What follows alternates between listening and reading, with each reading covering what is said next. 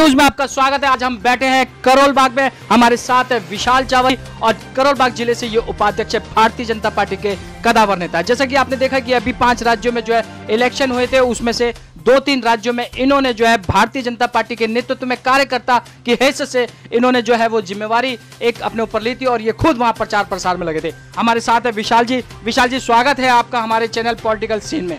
मैं एक सवाल ले लेता हूं, जिस तरह से आपने देखा कि कांग्रेस ने जो है कहीं ना कहीं बढ़त बनाई कुछ राज्य में, मैं आपसे सवाल ये लेना चाहता हूं कि क्या मोदी मैजिक खत्म हो गया है या कुछ और बात है? मोदी मैजिक तो भाई साहब खत्म होने का मतलब ही नहीं है, क्योंकि मोदी में तो इतना मैजिक है कि बाहर के जो कंट्री है वो मोदी जी से काम ले रही है, मोदी से सवाल जवाब पूछते हैं, वो अपने समस्या मोदी जी के सामने रखते हैं। तो मैजिक तो मतलब ही नहीं है मोदी जी मैजिक खत्म हो जाए। ये तो ये है कि जो उसे थोड़ा सा चेक करने के लिए, टेस्ट करने के लिए थोड़ा सा सीटें दी गई है, कोई दिक्कत नहीं है। 1 2 3 4 5 6 7 8 9 10 दिन में वो कर्जा माफ करे हमारे भाइयों का, जो हमारे भाई लोग हैं ना उनका कर्जा माफ करें, हमारे किसान भाइयों का कर्जा माफ करें। जब आएगा मजा, देखेंगे ये झूठ की सरकार कितने दिन तक टिकेगी। तो 5 दिन तो वैसे ही निकल गए विशाल जी, और 5 दिन और बाकी हैं। हाँ, 5-10 दिन और उनके लड़ाई में निकल गए। वहाँ इतनी तलवारें खिंच गई है, घर जला दिए लोगों के, गाड़ियाँ जल गई है, इतना नुकसान हो गया, इसकी भरपाई कौन करेगा मेरे भाई साहब? ये शासन के लिए कुछ भी कर सकते हैं। ये जो कांग्रेस पार्टी है ये शासन के लिए कुछ भी कर सकती है, किसी की भी लाशों के ऊपर ये चढ़ के शासन बना सकती है। तो विशाल जी, मैं एक सवाल ले लेता हूँ कि जिस तरह से आपने देखा कि ईवीएम का मामला जो है बहुत ही गर्माया हुआ था, चरित्रहीन था। जैसा कि आपने देखा सोशल मीडिया पे बड़ा सक्रिय हुआ है कि चरित्रहीन था, अब चरित्रवान हो गया क्योंकि अब इनकी सरकार आ गई है। तो क्या वाकई ये जो घपले जो बता रहे हैं ये वाकई में घपला था, या एक ह्यूमर था, या एक सोशल मीडिया पे जो एक घूम रहा था फेक न्यूज था? क्या था, हम मामला जानना चाहते हैं। भाई साहब, ये तो आपने देख ही लिया सुप्रीम कोर्ट का क्या आदेश है। इस झूठ की सरकार को, जिसको बोलने की भी तरीका नहीं आता, जिसको बोलने का तरीका नहीं आता, वो देश क्या चलाएगा? कि एक प्रधानमंत्री जिसका बाहर के देश भी इज्जत कर रहे हैं, आज नरेंद्र मोदी जी की जो इज्जत है वो समझ लो हिंदुस्तान की इज्जत है। कौन पूछता था हिंदुस्तान के लोगों को? और हिंदुस्तान को कितने नंबर पे था आज हिंदुस्तान? आज लगाओ आप 20-25 साल पुरानी बात लगाओ, ये कितने नंबर पे आता था अपने देश का नंबर? 60-65 नंबर पे आता था। आज 3रे नंबर पे मोदी जी का नाम है, प्रधानमंत्रियों में मोदी जी का नाम है, देश का नाम है।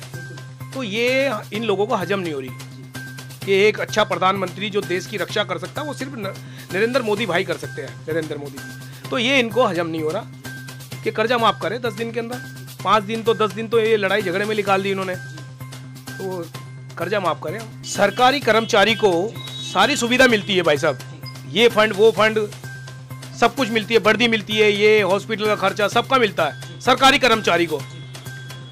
हमारे जो गरीब लोग हैं, हमारे भाई है किसान, उन्हें क्या मिलता है? हमारे जो किसान भाइयों की मदद करी है सिर्फ नरेंद्र मोदी भाई ने करी है, उनका कर्जा भी माफ़ किया है, उनको बिजली भी फ्री दी है हमारे किसान भाइयों को। तो ये कर्जा माफ़ करना कोई बड़ी बात नहीं है, कर्जा माफ़ करना चाहिए। ये तो हम भी है फेवर में, कर्जा माफ़ होना चाहिए, माफ़ कर दे, अच्छी बात है। 10 दिन तो तेरे वैसे ही निकल गए लड़ाई झगड़े में, हमारा राजस्थान जला दिया। आपकी सरकार ऐसी आई है कि आग लग गई लोगों के घरों में, लोगों की गाड़ियों में आग लग गई है। ये अगर देखिए 10 दिन 5 दिन रह गए, अगर ये कर्जा माफ नहीं हुआ तो आप देखिए विपक्ष में आप बैठे हैं, विपक्ष बहुत बड़ी शक्ति है, आपके टाइम में तो विपक्ष भी नहीं था, अब विपक्ष में बैठे हैं। अगर ये 5 दिन में कर्जा माफ नहीं करते हैं तो आपकी भारतीय जनता पार्टी कैसे कर्जा माफ करेंगे? प्रदर्शन करेंगे या क्या करेंगे? मतलब पीसफुली प्रोटेक्ट करेंगे, किस तरह से घेरेंगे कांग्रेस को? घेरेंगे क्या इनसे? तो ये तो घेरने वाली बात ही नहीं, कोई बहुत बड़ा मुद्दा कोई है ये। कर्जा माफ करना बहुत बड़ा मुद्दा नहीं है इसके लिए, क्योंकि जो आलू में सोना उगा सकता है तो वो ये कर्जा माफ करने की क्या दिक्कत है? कोई दिक्कत ही नहीं है। विशाल जी, मैं एक सवाल ले लेता हूँ। आज जो है आप देख रहे हैं कि 3rd फ्रंट 4th फ्रंट सारे फ्रंट बन रहे हैं, और एक जो है बड़ा मतलब देख रहे हैं किस तरह से पूरे एक फेसबुक पे और यहाँ सोशल मीडिया पे छाया हुआ है कि अब फ्रंट आ गया है, अब मोदी जी की खैर नहीं, और फला फला ढिमका ढिमका आप देखते हैं। तो क्या ये 3rd फ्रंट बन रहा है, इससे कोई बीजेपी को खतरा है? नहीं, कोई खतरा नहीं है भाई साहब। कभी भी कृष्ण जी को राक्षसों से कोई खतरा ही नहीं हुआ। जितने भी राक्षस इकट्ठा हो रहे हैं सबका वध करेंगे हमारे नरेंद्र मोदी भाई कृष्ण जी बन के, तो कोई खतरा नहीं है इनसे। चोर चोर मुसेरे भाई है ये सारे। नवल जी, मैं एक कहानी आपको सुनाता हूं हमारे कृष्ण जी भगवान जी की।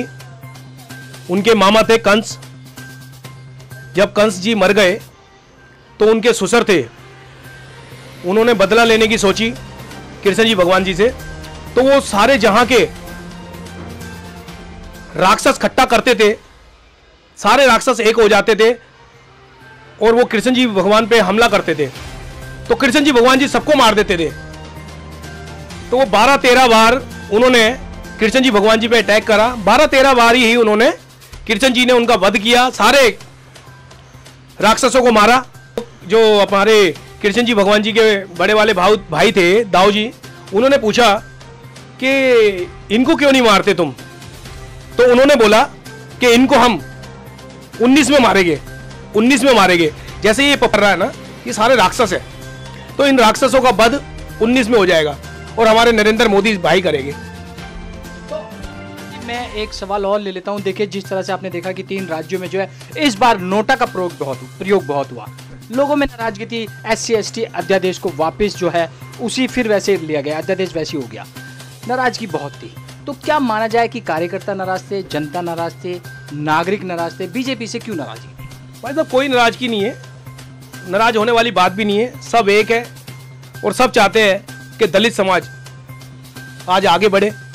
सारे समाज चाहते हैं, पूरा अपना हिंदू समाज इकट्ठा हो गया है कि जो भी है अपना नीचे का आदमी उसको ऊपर उठाना है। सिर्फ कांग्रेस नहीं चाहती कि दलित आगे बढ़े, कांग्रेस नहीं चाहती, क्योंकि कांग्रेस ने हमें गुलाम रखने का काम किया है। हमें गुलाम रखने का काम कांग्रेस ने किया है मेरे भाई। हमारे को जो आज हम पीछे हैं, बिछड़े हुए हैं ना, वो कांग्रेस की वजह से। तो कोई नहीं चाहता कि हम बिछड़े या कोई अलग रहे, सारा भाई सब एक रहना चाहते हैं, हिंदू मुस्लिम सब एक रहना चाहते हैं, पर कांग्रेस नहीं चाहती। कोई नाराजगी नहीं है भाई साहब जी। हमारे देश में जो उठान है ना, नरेंद्र मोदी जी का जो ध्यान है सिर्फ दलित लोगों पे ज़्यादा है, क्योंकि ये दलित लोग हम थोड़ा दबे हुए हैं। दबे हुए क्या है, कांग्रेस ने दबाया हमें, जिसको उठाने का काम हमारे नरेंद्र मोदी भाई कर रहे हैं। तो जो नरेंद्र मोदी जी ने फैसला लिया है बहुत अच्छा लिया है, तो कोई किसी को कोई नाराजगी नहीं है। और किसी की नाराजगी होती भी है नरेंद्र मोदी जी के लिए तो होती रहे। उन्होंने सिर्फ हमारी तरफ देखा है, दलित भाइयों की तरफ देखा है, हमारे को उठाने का काम किया है।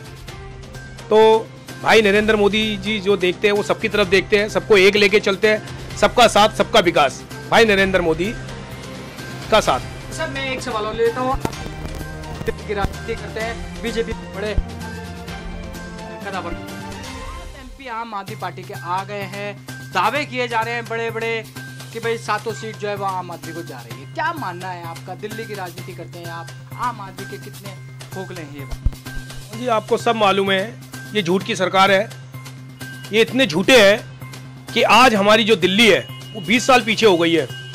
और वो एक शख्स है, वो है केजरीवाल, जिसने हमारी दिल्ली का बेड़ा गर्क कर दिया है। छोटी छोटी बातों पे ये आदमी बाहर आ जाता था, धरने देता था, वहीं सो जाता था।